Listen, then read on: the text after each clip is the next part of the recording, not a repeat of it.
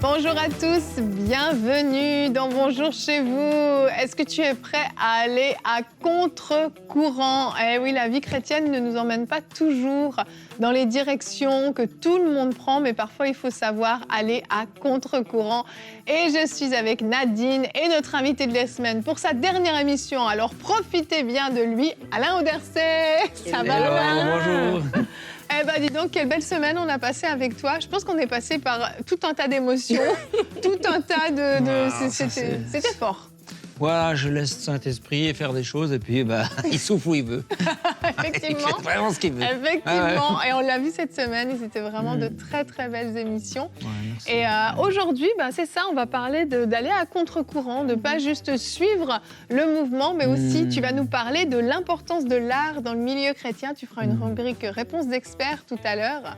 Et je pense qu'on peut vraiment te qualifier d'artiste. Allez, si je dois te présenter aujourd'hui, ça va être artiste. Ça va être ta nouvelle étiquette. Okay. Parce que tu es musicien, dessinateur, auteur. Et puis même quand tu nous parlais avant l'émission de comment, pendant les temps de louange, même au niveau de la guitare, comment tu joues, comment tu te laisses influencer par le Saint-Esprit, on voit vraiment que, oui, on peut être artiste chrétien et vraiment se laisser conduire par le Saint-Esprit dans tout ce qu'on fait. Ouais. Et donc, tu vas nous en parler tout à l'heure. Et puis Nadine, en fin d'émission, dans la rubrique Culture et Médias, on a pas mal de choses à présenter. Oui, on a Alain Auderset. On a déjà présenté son contenu, mais là, il est là. Il a amené non seulement ses livres, ses bandes dessinées, mais aussi on va découvrir un projet de jeu et un projet de dessin animé aussi qu'il prépare. Donc, on va voir ça tout à l'heure dans la rubrique Culture et Médias. Ça chôme pas dans les ateliers Auderset, je peux vous le dire. Ça charbonne. Ah ouais, alors ça... Excellent. Allez, on commence tout de suite cette émission avec notre pensée du jour.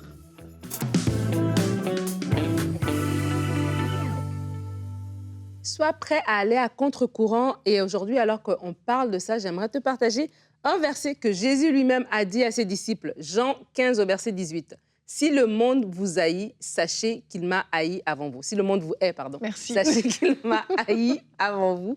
Et Jésus est en train de leur dire ça alors que ce sont ses dernières conversations avec ses disciples. Et je crois que c'est une parole importante. Des fois, en tant que chrétien, on veut tellement plaire qu'on oublie qu'on ne peut pas plaire. On ne peut pas plaire parce qu'on n'est pas du monde. On n'est pas de ce monde ici, mais c'est à nous d'influencer le monde dans lequel on appartient. Et cette parole que le Seigneur a donnée en disant que s'ils m'ont persécuté, ils vont vous persécuter aussi. S'ils vous haïssent, c'est normal parce qu'ils m'ont haï en premier. Ça doit être un encouragement pour nous. Et des fois, de comprendre cela, ça va nous permettre d'être dans la bonne posture pour pouvoir être dans le monde et comprendre que oui, c'est normal que nous soyons à contre-courant. C'est tout à fait normal. On ne doit pas ressembler aux autres. Nous sommes la lumière du monde qui vient éclairer. La lumière doit être lumière pour pouvoir éclairer les ténèbres. Et être à contre-courant, c'est quoi? On va le voir plus tard dans l'émission par rapport juste même au niveau artistique, d'être à contre-courant et de rentrer peut-être dans les arts alors qu'on privilégie dans la société d'aujourd'hui des métiers plus traditionnels. Mais être à contre-courant, même dans notre mentalité, dans notre façon d'être, être à contre-courant, lorsque le monde veut dire on garde tout pour nous, le chrétien comprend l'importance de la générosité, de la libéralité. Être à contre-courant, lorsque le monde dit on aime seulement nos amis, notre famille, le chrétien comprend l'importance d'aimer son prochain. Être à contre-courant, lorsque la société nous montre un exemple d'un foyer, le monde chrétien comprend que voici à quoi doit ressembler un foyer qui glorifie le Seigneur. Être à contre-courant, lorsque le monde dit, par exemple, qu'il ne faut pas pardonner, qu'il faut garder rancune, œil pour œil, dent pour dent. Être un chrétien, c'est de comprendre qu'être à contre-courant, c'est même dans ma vie de tous les jours, lorsque je choisis de pardonner, lorsque je choisis de relâcher l'offense par rapport à mon prochain. Et j'aimerais vous dire cette phrase. La différence n'est pas mauvaise lorsqu'on comprend sa fonction. Et ça, c'est très important. Des fois, on a peur d'être différent. Mais si vous avez peur d'être différent, dites-vous en quoi est-ce que vous êtes différent? Pourquoi est-ce que vous devez être différent? Et lorsque vous comprenez que dans votre milieu de travail, de façon pratique, dans votre milieu de travail, dans votre famille, dans l'église, dans la communauté, dans le quartier dans lequel vous êtes, vous devez être différent, vous devez refléter les valeurs du royaume et c'est tout à fait normal. Ne vous sentez pas lésé de ne pas faire partie du groupe. Mais sachez être fortifié par le Seigneur, vraiment, parce que des fois, la pression de se conformer est tellement grande qu'on peut vouloir s'adapter aux autres. Mais laissez-vous être fortifié par Dieu et comprenez que cette différence a un but. Et alors que vous allez la comprendre, Dieu va vous remplir et vous ne serez pas gêné d'être à contre-courant. Noé a été à contre-courant dans sa génération et sa famille a été sauvée. Toute l'humanité a été sauvée derrière. Donc vraiment, c'est un encouragement pour vous aujourd'hui. Merci Nadine. Et j'aimerais enchaîner tout de suite avec une citation d'Atoms Mbouma, le pasteur Atoms, vous savez, qui est l'animateur de l'émission Teach. Il a dit « Vous ne pouvez pas être chrétien sans être marginalisé ». Alors, quand on parle de marginalisé, c'est être en marge de la société, en marge de ce qui est normal, de ce qui est classique, de ce qui passe. Et en tant que chrétien, en fait, on n'a pas vraiment le choix. Il y a des moments où, comme tu le disais dans ta pensée, il y a des valeurs qui vont à coup faire mur. Il y a des situations où on va dire « Non, moi, je peux pas aller dans cette direction. Vous allez tous là, je suis désolée, mais moi, je vais rester par là. Moi, ça me parle pas. » Et c'est difficile. C'est difficile, surtout à un certain âge. Je pense peut-être à des plus jeunes qui nous écoutent, à l'adolescence, jeune adulte. On a envie de faire partie du groupe, on a envie d'être comme tout le monde. Et puis là, eh bien, notre étiquette chrétienne, entre guillemets, va faire qu'instantanément, on va se démarquer dans certaines situations parce qu'on refuse de se compromettre, on refuse certaines choses. Et notre verset du jour aujourd'hui est dans Romains 12 au verset 2. « Ne vous conformez pas au siècle présent, mais soyez transformés par le renouvellement de l'intelligence, afin que vous discerniez quelle est la volonté de Dieu, ce qui est bon, agréable et parfait. » Et on voit en fait, en lisant ce verset et dans ta pensée que tu as partagée, Nadine, on voit qu'il y a un moment donné où on ne peut pas rentrer dans le moule, mais on ne doit pas vouloir rentrer dans le moule. Et c'est là, des fois, la tentation, le combat. Mais ça ne veut pas dire qu'on vit reclus dans une cabane dans le fond de la forêt, mais on doit se mélanger aussi. On est là, on est dans le monde, mais on n'est pas du monde, c'est ce qu'a dit Jésus. Et c'est là toute la distinction et la petite subtilité, si on veut bien. C'est comme un bateau. Le bateau n'est pas fait pour rester sur terre. Il n'est pas fait, les chrétiens n'en est pas fait pour rester entre nous, puis tout ça. On doit être dans l'eau. Mais l'eau ne doit pas être dans le bateau. Ça, alors, c'est pas de moi, c'est mon ami Luc Normandin, le pasteur, là, qui m'a dit. Eh ben, c'est parfait. Tu viens de résumer mes 10 minutes de discussion en une phrase. C'est sympa, ça. Mais c'est parfait. Mais oui, parce que si c'est vrai qu'on ne doit pas se mélanger au monde, c'est au niveau de la mentalité. Voilà. Parce qu'on doit se mélanger, parce qu'on est le sel, et le sel dans la soupe, pas dans la salière. Pas justement que entre nous, et puis on se protège du monde. Il faut arrêter de se protéger du monde. C'est nous qu'on va l'influencer, ce monde. Amen. C'est pas nous qu'on doit avoir peur d'eux. On ne doit pas faire peur non plus. Mais ce que je veux dire, c'est qu'on a une réelle puissance. Les ténèbres n'est pas une puissance, c'est une absence de lumière, tu vois. Donc on doit être cette lumière qui émane dans ce monde, qui éclaire les gens. On ne peut pas être que des ampoules dans une seule salle. Donc moi, c'est très bien cette introduction parce que c'est souvent le malentendu. Dans le milieu chrétien, des fois on pense « Ah, il y a une nouvelle mode qui sort, on ne doit pas la suivre, on est chrétien. » Et du coup, on se met au rock avec quelques décennies de retard. Et puis du coup, les gens sont déjà loin. Qu'est-ce que l'art ? L'art est un moyen de communiquer. C'est un moyen de parler. C'est un langage. Et si toi, tu n'es pas dans le langage actuel, les gens ne t'écoutent pas bien ou ne te comprennent pas. C'est pour ça que moi, je pense qu'il n'y a aucun art qui est mauvais. Ça n'existe pas. Il n'y a pas de culture chrétienne. Nous, comme chrétiens, on doit s'adapter au monde qui est. Si tu vas dans un monde où, imaginons, il n'y a que du rap, faisons du rap. Si on est dans un monde où il n'y a que du métal, faisons du métal. Mais notre cœur, il doit rester qui il est en Christ. On peut exprimer tellement de choses dans l'énergie. On peut exprimer des choses. Et toutes ces barrières qu'on se met, c'est des barrières qu'on met à la créativité, alors qu'il y a tellement de possibilités. On voit même dans la Bible, il y a des gens qui utilisent l'art. Par exemple, dans le temps de David, on voit que le théâtre est souvent utilisé pour passer des messages, même par les prophètes. Et on voit Ésaïe qui doit faire semblant d'être un réfugié, il doit jouer un rôle. Et on voit Ézéchiel qui doit faire tout un micmac devant les gens pour qu'ils voient. Voilà ce que vous allez vivre, les amis. Donc, c'est de tout temps là. Il y a c'est un moyen de... En fait, toujours le même ami pasteur, Luc Normandin, m'a dit il y a deux choses qui changent la mentalité du monde, c'est l'Église et l'art. Et regardez où la mentalité change. Les gens regardent la télé et on leur passe des messages. Et des fois, quand tu es un peu attentif, tu te rends compte qui passe les messages. Il y a des lobbying derrière, il y a des trucs comme ça. C'est sûr. Et nous, on n'est pas là, ou pas assez. On est en fin de chaîne, et on est là pour dire « c'est pas bien, c'est pas bien ». Mais on doit être la tête, non la queue. Et ce qu'il y a, c'est que si on est juste là pour être mécontent, ben, ce n'est pas le bon message non plus. Je pense que les choses de Dieu, ça peut être passionnant. Moi, je limite pas Dieu à juste les histoires qui se passaient à l'an zéro. Il y a tellement d'incroyables choses possibles parce qu'on est avec le Créateur. Si tu te laisses inspirer par lui, mais moi, j'ai écrit des histoires de science-fiction, écrit des histoires je ne sais même pas comment ça s'appelle, parce que je ne limite pas. Je laisse l'inspiration venir. Et en fait, donc, en tant que chrétien, essayons d'être connectés à ce Créateur, mais connectés à ce monde. C'est-à-dire que nous, on doit être ce qui aide à connecter les deux. Le monde, là où il est, les gens, avec le genre de musique, le genre de film, le genre de choses qu'il est en train d'écouter, on doit apprendre ce langage pour avoir cette relation avec Dieu et créer la connexion. Oui. On fait juste le lien. C'est Dieu qui fait les conversions, les changements et tout ça. Mais nous, d'annoncer le message dans le langage actuel. Ça, c'est tout un défi quand même, parce que justement, on va toujours plutôt avoir tendance à vouloir tellement se garder à l'extérieur du monde. Tu sais, c'est tellement pointé du doigt, le monde c'est mauvais, le monde c'est pas beau, puis c'est vrai, mais c'est ça, de réussir à rester dans le monde sans se compromettre, sans faire ce que le monde fait, mais venir apporter une autre saveur. Et puis, lors de la conférence Pentecôte 2024, le pasteur Atom, justement, nous exhortait à ne pas nous saler entre nous-mêmes. Parce qu'on ne sale pas, saler les uns les autres. Tu as bien retenu ça.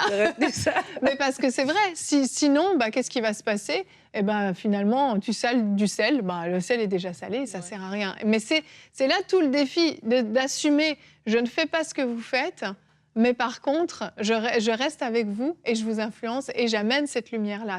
Le défi est là. Et ben, je vais laisser Alain faire sa réponse d'expert, mais vraiment, cette question aussi, Alain, ce qu'il vient de dire, l'importance de l'art et de dire on peut influencer par l'Église et l'art, en fait. Et l'art, ça englobe tellement de choses. Ça englobe la musique, la mode, ça englobe énormément de choses. Et c'est un élément, c'est un domaine où les chrétiens, des fois, on est restés en retrait, oubliant que Dieu est créateur. Et Dieu, en étant créateur, est créatif et nous a donné cette capacité-là. Et des fois, en tant que chrétien, on subit les choses, alors qu'on pourrait lancer des choses, que ce soit en termes de musique, mais en termes même de vestimentaire, en termes de tableaux. Il y a tellement une panoplie de manières de déverser le cœur de Dieu dans l'art. Je crois que ça, c'est vraiment un élément important. Être à contre-courant, ce n'est pas être en dehors. Et aussi, dans ces domaines-là, c'est un domaine dans lequel l'ennemi a pris possession et influence et envoie des messages et des mentalités à travers le domaine artistique, que nous, en tant qu'enfants de Dieu, en tout cas, quand on est appelé à le faire,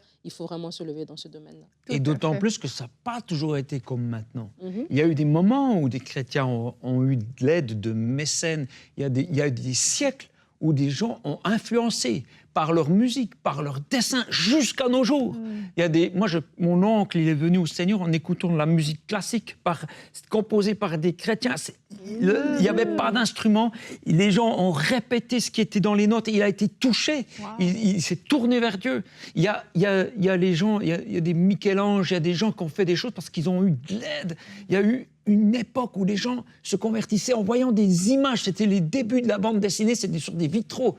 C'était une époque, on n'est pas obligé d'être toujours en retrait. On peut vivre des choses aujourd'hui. Oui. Moi, je crois que c'est possible. Et toi, tu es dans un milieu, justement, tu es entouré d'artistes.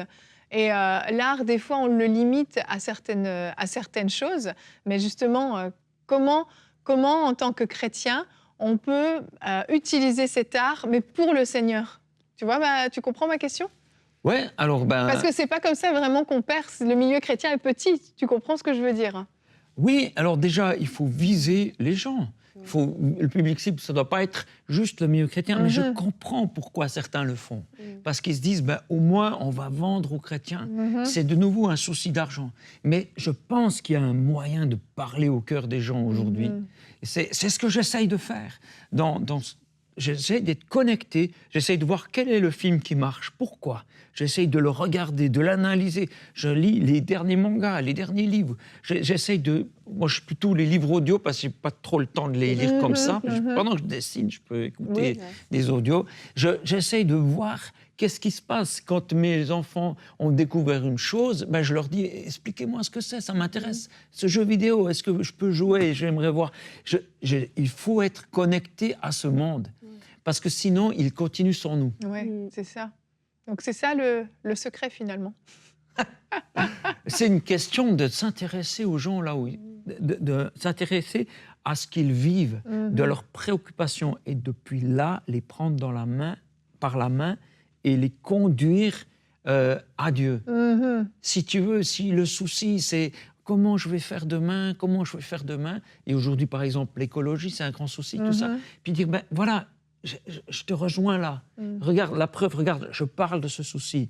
Ah, du coup, ça l'intéresse. Ah, tu parles de ça. Puis il dit, regarde, il y a un autre chemin que celui de on panique. Regarde, je te montre un autre que celui on culpabilise. Il y en a un, tu sais. Et puis, du coup, là, tu rejoins leur cœur. Et c'est ça, il faut être à l'écoute de la souffrance autour de nous, plutôt qu'à l'écoute de ce que nous, on aimerait dire. Ce qu'on aimerait dire, ce qu'on a, nos propres façons de voir et tout ça. On doit essayer de voir, bon, OK, il y a Dieu qui est la solution, il y a eux qui ont ce problème, comment ça se joint? Et il faut en tout cas pas mettre la barrière culturelle. Il y a vraiment, on voit des choses incroyable, le nombre de gens qui m'écrivent, qu'ils ont été touchés, bouleversés. Comme c'est facile d'inviter quelqu'un qui n'est pas croyant à un de mes spectacles, parce que j'essaye d'écouter, ouais, c'est ça le genre de musique qu'on est en train d'entendre, ça c'est le genre de choses qui pourraient passer, tu vois. Et les gens, ils n'ont pas l'impression qu'on leur réchauffe un truc d'un autre temps. C'est ça. Donc, quand tu dis barrière culturelle, tu ne parles pas juste de culture par rapport à un pays, mais tu parles par rapport au royaume de Dieu et par rapport au monde. C'est ça que tu veux dire? Alors, moi, je pense qu'on doit s'adapter à la culture du pays. OK, tu parles de ça. On ne doit pas amener une culture chrétienne. Je veux dire, on a un petit peu dans notre tête que la louange, c'est une culture chrétienne. Tu vois, ce style de musique. Hein. Je ne veux pas citer de nom, je ne veux pas de problème. Mais ce nom-là, on se dit, ah, c'est de la louange. Mais non, ça pourrait être tout à fait... Ça pourrait être jazz, mais ça pourrait être complètement d'autre. Ça pourrait être hip-hop, la louange. Tu vois, qui a dit que c'était ça, la musique chrétienne? Il ne faut pas se limiter. C'est comme si tu reçois une grosse boîte de couleurs, et puis toi, comme chrétien, tu dis, moi, je veux prendre le vert, c'est celui-là que l'Église approuve. Et puis, en fait, des fois, je constate que dans l'Église, il y a que la louange et l'art de prêcher. Voilà, point. Mais combien d'heures passent les gens derrière un écran pour regarder des images? C'est juste hallucinant. Hein. C'est plus de 8 heures par jour. Donc les gens regardent des films, regardent des dessins animés. Les gens passent maintenant de plus en plus de temps à faire des jeux de société, des jeux de vidéo. C'est là qu'ils sont. Alors on peut toujours aller prêcher dans les salons de thé, mais c'est ce qui est peut-être une bonne chose si vous le faites, hein, je vous encourage. Mais où sont les gens? C'est ça. Il ne faut pas attendre qu'ils viennent. C'est un peu un défaut de chrétiens évangéliques. C'est qu'on est là, on attend qu'ils viennent, il faut les remplir à l'église. Non mais regarde, Jésus, il allait dans les synagogues, il allait là où il y avait les gens de mauvaise vie, il mangeait avec eux, il était dans les rues, il était là, tu vois. Et pourquoi nous, on devrait être sélects autrement et tout ça? Approchons-nous d'eux, cherchons le cœur des gens. Et ils sont là, beaucoup de gens sont dans des ténèbres terribles. Ils attendent juste une lueur. Mais qu'est-ce qu'ils ont? On leur dit, là, il y a peut-être une solution. Alors, c'est des trucs ésotériques, tout ça, ils vont là-dedans. Parce qu'il y a un petit truc qui brille, alors mais le Seigneur, il dit, je suis la source d'eau vive. Et ils m'ont abandonné, moi, pour aller boire des citernes qui ne tiennent pas à l'eau sale et tout crépi. Mais est-ce que tu crois que ce que tu as amené va intéresser les gens? Mais c'est ce qu'ils attendent. C'est ça, dans le plus profond de leur cœur, c'est leur rêve. Ils attendent. C'est l'Éternel. J'attirerai tous les hommes à moi. Tout le monde. même jusque le plus grand des pécheurs, est attiré par Jésus. Il est en train de l'attirer. C'est ça qu'il cherche au fond de son âme. Et toi, tu as une connexion à faire avec lui. Amen, amen. Alain, c'est ce que tu as fait, je crois, en tout cas, c'est ce que tu t'efforces de faire dans toutes les œuvres que tu as créées. Puis je propose qu'avec Nadine, vous puissiez nous présenter tout ça dans la rubrique Culture et Médias.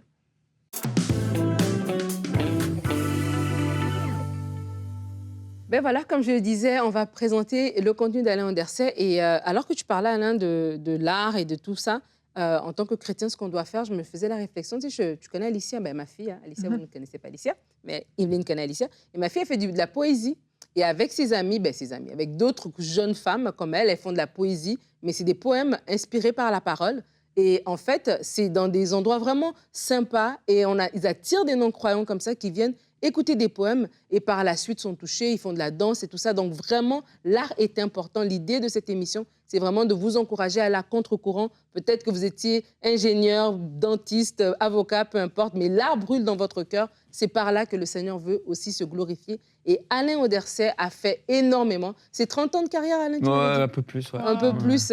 30 ans de carrière. Et là, on va parler de beaucoup de choses. On va commencer par tes livres. Là, tu as plusieurs livres sur la table. Oui, alors on a Rendez-vous dans la forêt. Ben, vas-y, je te laisse. C'est un peu les plus récentes. Classiques. Donc, La légende de Mi, qui est une histoire, je ne sais pas, je le montre comme ça. Oui. C'est une histoire que j'ai reçue du Seigneur et qui c'est cette rencontre avec un roi. Vous savez, on est un petit peu dans, même si ce n'est pas le même univers, dans le Seigneur des Anneaux, dans un truc un peu fantastique comme ça. Et ce grand roi qui est en fait, je ne veux pas trop spoiler, ouais, mais attention, voilà.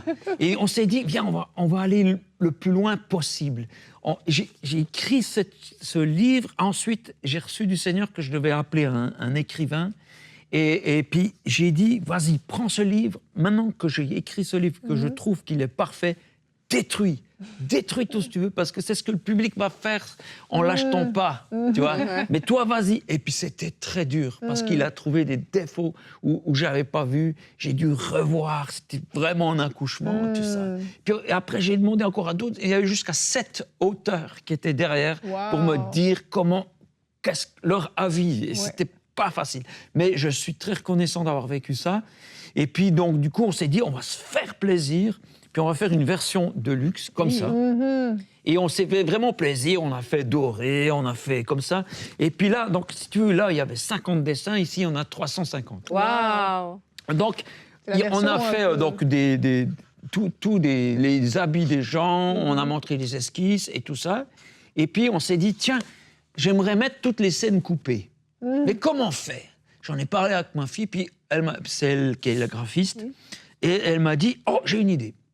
On va faire les scènes coupées en niveau de gris. Alors, on voit peut-être ici, en blanc, c'est la version du livre original, et puis en gris, c'est la version, les textes en plus, les scènes coupées. Donc c'est la version bonus glorifiée, si je comprends bien. Voilà, et puis on a rajouté 15 pages à la fin, parce que je me suis dit, tiens, qu'est-ce qu'ils sont devenus, ce roi après? Ça finit pas. C'est cool de faire ça. Moi, j'aime trop imaginer la suite des histoires. J'avais pas envie de quitter cette île, parce que cette île où il y a ce bon roi qui habite, c'était vraiment... Et beaucoup de lecteurs m'ont écrit, c'était trop triste de fermer le livre. Et puis, donc, du coup, voilà, j'ai dit, ce roi, il existe plus d'avant. Donc, tu peux encore continuer de le chercher, tu vois. Donc, c'est la légende de Mi qui est aussi un spectacle. Et c'est la raison pourquoi je suis au Québec en ce moment.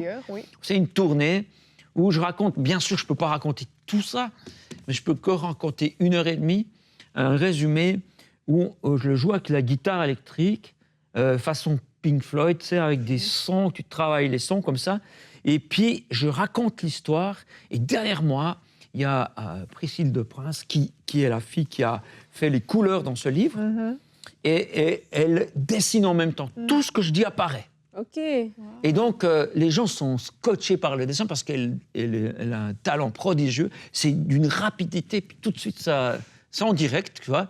Et donc, du coup, là, tu as les gens. Et moi, à un moment donné, je peux presque vous dire à quel moment je vois l'esprit descendre dans le public. Mais c'est impressionnant. Là, j'ai joué il y a une semaine à Lyon, je voyais le Saint-Esprit, je voyais l'Esprit dans la foule, qui descendait, qui prenait les cœurs des gens. Quand on rallume les lumières, il y a des gens en larmes, il y a des gens qui ont été délivrés. Il y avait une fille qui était... c'était terrible, ses parents ne savaient plus quoi faire. Elle voulait tout le temps se suicider, elle ne savait plus quoi faire. Ils l'ont emmenée à des médecins, ils ne pouvaient pas la laisser seule. Tout ça, elle se pendait, c'était vraiment horrible. Là là.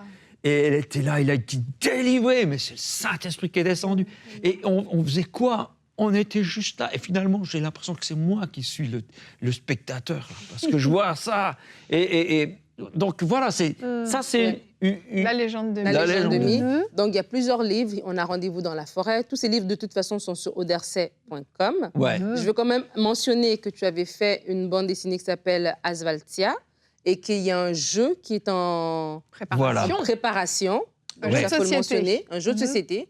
On peut afficher même le site, en fait, pour avoir plus d'infos. Ouais. Ce jeu de société est en Il est en cours train de se d'élaboration. faire, ouais. D'accord. C'est un défi, mais c'est de fou, quoi. Mais on s'est rendu compte, après avoir commencé ce jeu, qu'en fait, tout le monde dans notre société est en train de s'intéresser à faire des jeux. Il y a même des bars à jeux, il y a des magasins de jeux de société. Et puis, il se trouve qu'on est justement en train d'en faire un. Mhm. Et puis, du coup, mon but de ce jeu, c'est que des gens, même non chrétiens, peuvent jouer et qui se rendent compte quelque chose de Dieu. Et c'est d'une manière... se dire « Ah, j'avais pas vu les choses comme ça D'ailleurs, ça s'appelle les anges gardiens, c'est-à-dire que ceux qui jouent sont comme des anges au service du Créateur et ils doivent faire que le personnage qui en fait qu'à sa tête, c'est un peu comme nous, qui suit ses émotions, qui suit là, eh ben, ils doivent lui montrer le chemin, mais sans pouvoir le lui imposer. Et la seule chose, c'est que, en fait, par exemple, ils doivent le faire passer par un endroit triste pour éviter qu'il finisse dans un trou, des choses comme ça. Et là, tout à coup, on voit une autre dimension des choses qui nous arrivent. Wow. Des fois, on est obligé, enfin, en tant qu'ange, mais que Dieu nous fait passer par des chemins pas agréables, mais parce qu'il y a quelque chose qu'on doit éviter ou quelque chose qu'on doit trouver ailleurs. C'est un jeu Et de société. ça, C'est puissant, un jeu de hein. société. ça donne vraiment cette dimension-là. Et en jouant, on se rend compte, on se dit « Ah, mais ouais ». Et je te laisserai la conclusion, Evelyne, mais juste mentionner aussi qu'il y a un dessin animé à venir. On n'aura peut-être pas le temps d'élaborer là-dessus, mais toute l'information peut être trouvée sur le site d'Alain, donc odersay.com. Vous allez sur ce site, vous allez voir le côté shop pour voir tous les livres, mais aussi les projets à venir, voir en fait comment le soutenir, voir aussi ce qu'il est en train de faire au fur et à mesure. C'est vraiment un site qu'on vous recommande. Donc, merci beaucoup, Alain, d'être venu à Bonjour chez vous. Peut-être juste dire pour le Oui. dessin animé, parce que c'est quand même exceptionnel, c'est pas le premier qu'on fait, on avait fait un autre avec un autre studio. Il y a eu 140 millions de vues. Wow. Il y a eu des gens touchés comme jamais j'ai entendu dans l'histoire. Des gens touchés avec ça. Et donc, c'est un énorme. moyen puissant. Et je le fais uniquement parce que Dieu me l'a demandé, mais parce que je n'aurais pas le courage de le faire seul. Et donc, voilà, on rentre là-dedans. C'est exceptionnel. Vraiment, c'est dingue. Merci Alain et on vous invite à vous procurer pour vous-même, mais aussi c'est des super cadeaux à offrir, même à des collègues de travail, à des voisins. En fait, il y a énormément de témoignages qui vont avec tous ces livres, plus fous les uns que les autres, vraiment de comment les gens ont rencontré le Seigneur de façon surnaturelle. Alain, merci infiniment d'être venu dans Bonjour Merci chez à vous. vous. Tu as cassé tous les codes de Bonjour chez vous, c'était génial. Moi, De j'ai nouveau. trop aimé ça.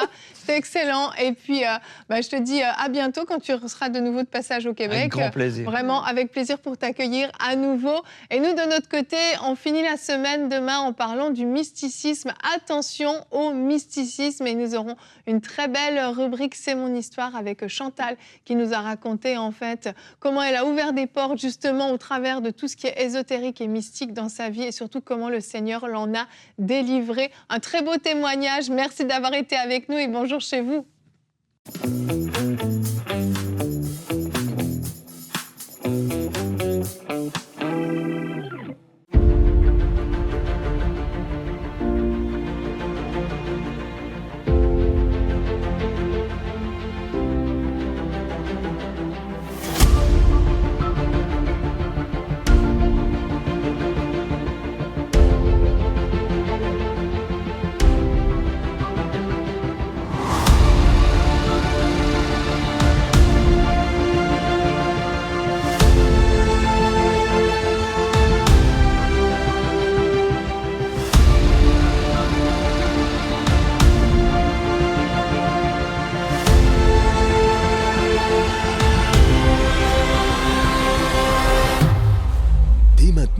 faites partie des 20 000 partenaires mensuels qui porteront la vision d'EMCI et qui l'amèneront encore plus loin. Pour faire votre don, rendez-vous sur emcitv.com/20 000.